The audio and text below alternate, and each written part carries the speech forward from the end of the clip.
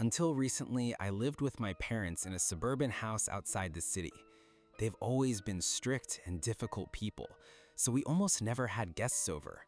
The only one of my friends they could even somewhat get along with was Alex. I've known him since first grade, and he was probably the only one I could truly rely on in a tough situation. Unlike my parents, who found it easier to scold me for my mistakes than to teach me how to avoid them, Alex was always ready to come to the rescue and offer advice. He had far more life experience than I did. He grew up without a dad, worked since he was 14, and still had time to date girls. I envied him, of course, but not in a malicious way.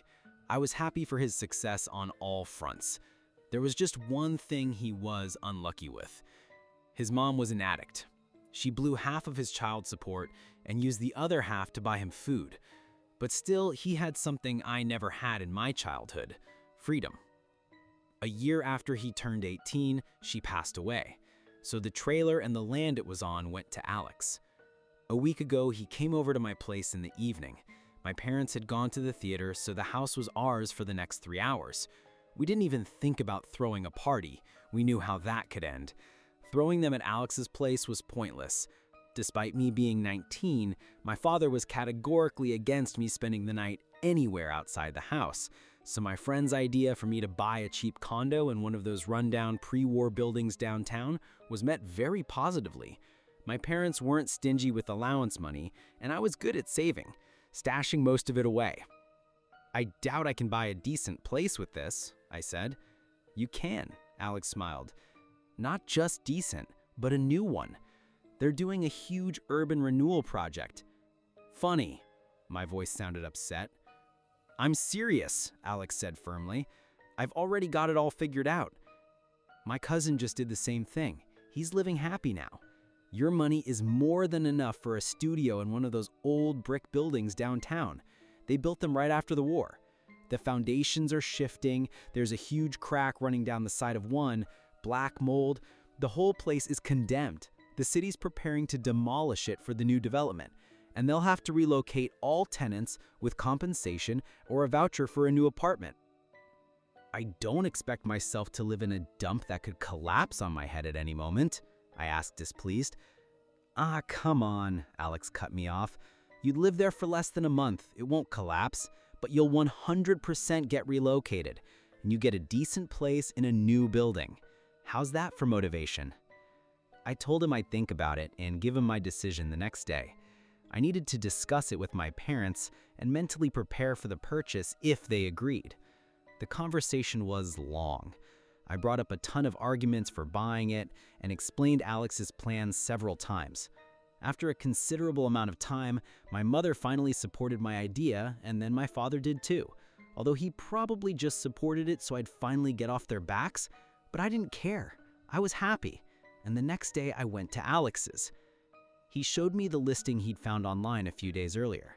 They were asking for a little less than the amount I'd saved up. The seller turned out to be a decent guy, a bit older than me and Alex. He'd inherited the condo from a great aunt he never knew, so he had no sentimental attachment to the place and listed it for sale the day after he got the keys. The apartment was on the 4th floor. The steel security door stood out against the backdrop of peeling paint and graffiti in the hallway. But what was behind it wasn't any better. It smelled like stale cigarettes and mildew. The wallpaper was peeling in places. Instead of a proper light fixture, there was a bare bulb in the hallway. The window in the main room was cracked in one corner. Luckily, it was summer, so surviving here for a couple of weeks didn't mean freezing to death. The main room had a fire escape. There was an old TV and the recliner the old lady had died on. We immediately covered it with a sheet. We weren't particularly superstitious, but we didn't really want to sit where someone had died. The sleeping nook had a dresser and a bed. "Well, it's livable," Alex smiled. "I guess I could just live at your place? The place is in my name, so I'll get relocated anyway." "Well, here's the thing. I'm not living alone. Remember Sarah from my psych class?" It was clear. I'd have to live here. At least it had running water and a solid security door protected me from the outside world. My conscience wouldn't let me go sleep at my parents', and I didn't really want to see the look on my father's face, that one that showed his son's helplessness and unpreparedness for independent living.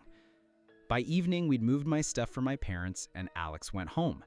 For dinner, I only had tap water, so I decided to go to the bodega on the corner. The building stood on a mostly deserted block, so the short walk felt longer in the dark. When I got back, it was dark outside. The streetlights were flickering. Near my entrance, I noticed a silhouette. Hesitating for a moment, I decided to approach anyway. "Who are you?" a raspy female voice asked from the silhouette. "I just moved in, 4th floor," I replied, turning from the entrance door. The silhouette stubbed out a cigarette and approached me. It was a woman, wiry and in her late 40s, with a hardened face and a smoke-ruffled voice. "Lucy," she extended a hand. "Mark," I replied. "How long you been here, Mark?" "Just today. And you?" "Feels like forever. I ain't going nowhere. The city thinks they can just toss us out, promise you a room and some shelter at best. But it ain't that simple. I'd rather stay here, even if the whole damn building cracks in half. It's home." "Are many people still living here?" I asked politely. "Nah, just me and old Bill. Bill used to be a longshoreman. Got this place through the union back in the day. Then his kid, car accident, so he's been up there alone on the 5th floor." We talked for a couple more minutes until another silhouette emerged from the shadows of the alley. He stood tall, but a slight limp and a labored breath gave away his age. "Mark, this is Bill." Lucy nodded towards the silhouette. The man stepped into the dim light. He was elderly with a weathered face and a worn-out baseball cap. I extended my hand, but he just stared through me. His eyes showed a deep, unsettling anxiety. He was clearly spooked about something, but I didn't ask. Don't answer the door at night," the old man muttered. "The door?" I asked. The old man didn't answer. He just turned and shuffled quickly into the building and up the stairs. Lucy and I exchanged glances. There were no answers, so after a while, we went our separate ways. I don't know, but the thing about the door got to me. For the night, I deadbolted the security door and also pushed a chair under the handle of my apartment door. I couldn't sleep for a long time. Different thoughts swirled in my head. The new place was getting to me, and the old man's warning wouldn't leave my mind. Probably just senile, I thought, and tried to calm down. I was jolted awake by a crashing sound from the apartment above, like furniture being overturned. Then heavy, dragging footsteps. Another crash and the sound of glass breaking. I got out of bed and tapped on the steam radiator with my keys. The noises stopped. The rest of the night passed quietly. The next morning, before class, I met Lucy near the entrance and politely asked about the apartment above me. She smirked.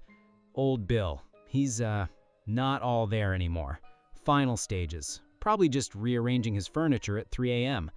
I forced a smile and headed to campus. The day passed as usual. After classes, I stopped by Alex's place, met Sarah, and hung out there until evening. I was returning home late.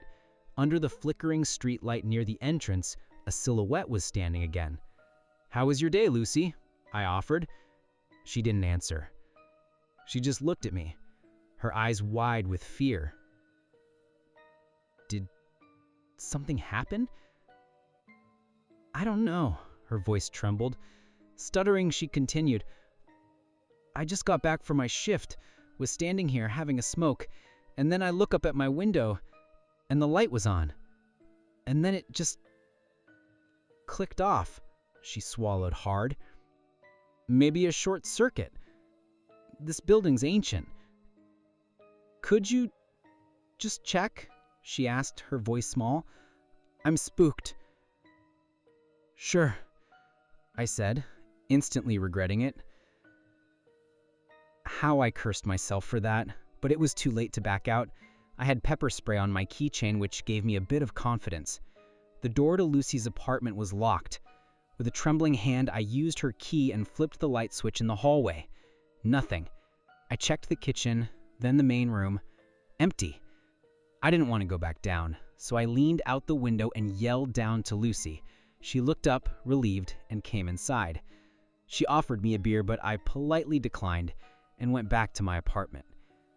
About an hour passed. I was sitting with my laptop watching a show. The window was open and I could hear the distant sounds of the city. Suddenly, I heard a scream. A woman's scream, cut short. I jumped up and looked out the window. Nothing. Another scream, choked and desperate. It was coming from inside the building. It all clicked. I started shaking. My whole body turned to ice. It had to be Lucy. But who? A boyfriend? An ex? She never mentioned anyone. She was tough but alone. If she didn't answer the door, then how? I froze. My eyes widened. My breath caught in my throat. I didn't check the bathroom. The thought hit me like a physical blow.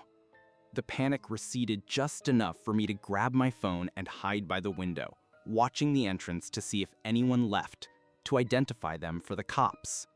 The 911 dispatcher said a unit was on its way. It felt like an eternity. No one came out of the building. 2 cruisers pulled up. Officers went inside, one stayed by the door. I waved and shouted my apartment number. They came up and took my statement. Then they asked me to come with them to Lucy's apartment. The door was forced. Lucy was in the bathtub. A dark smear led from the bathroom to the kitchen window. She must have tried to get out.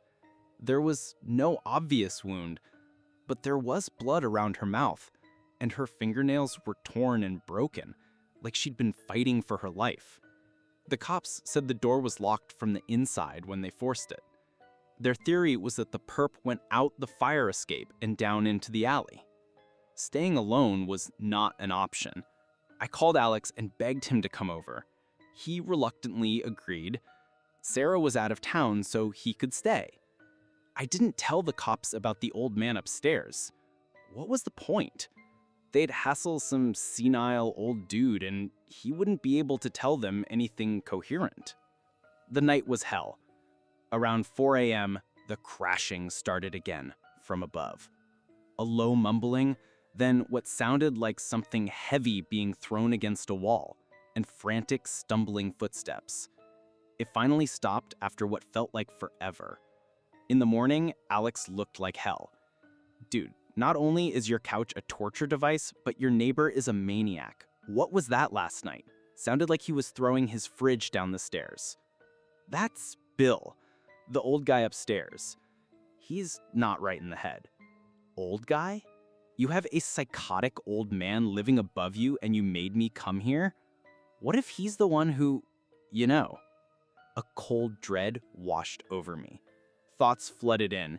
Him shuffling down the stairs, somehow getting into Lucy's apartment, hiding, waiting. Stop it, I said, trying to convince myself. He can barely walk. He's harmless. I cut class that day. I couldn't focus. Lucy's brother came by. I saw him on the stoop. He said she had no family, no boyfriend. He lived out of state and was just there to deal with her things.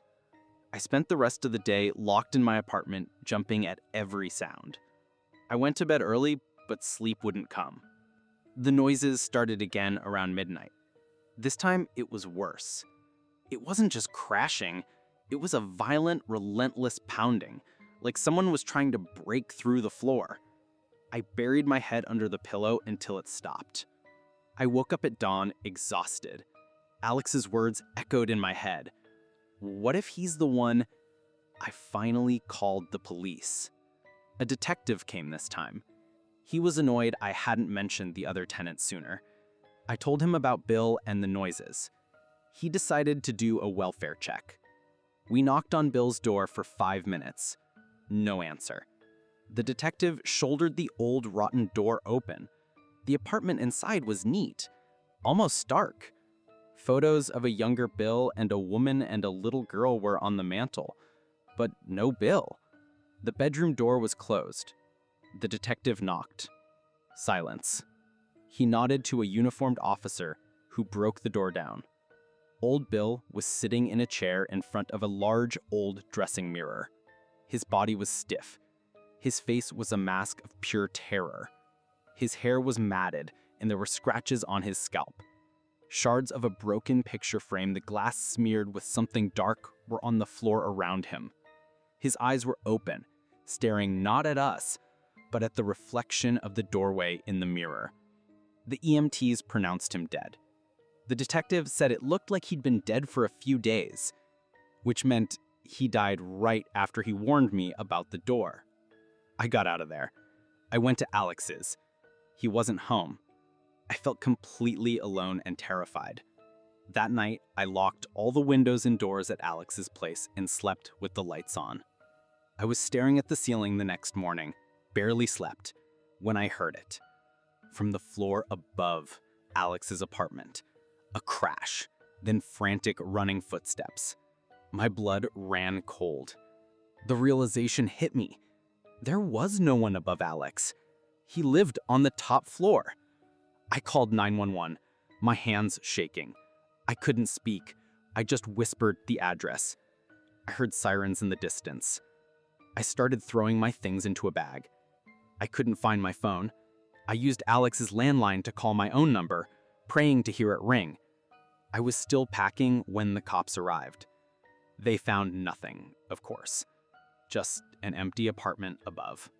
One officer drove me to a motel. On the way, my phone buzzed. A missed call. From my own number. From the landline in my old apartment. I threw my phone out the window. I changed my number. I never went back for the rest of my stuff. It's not my problem anymore.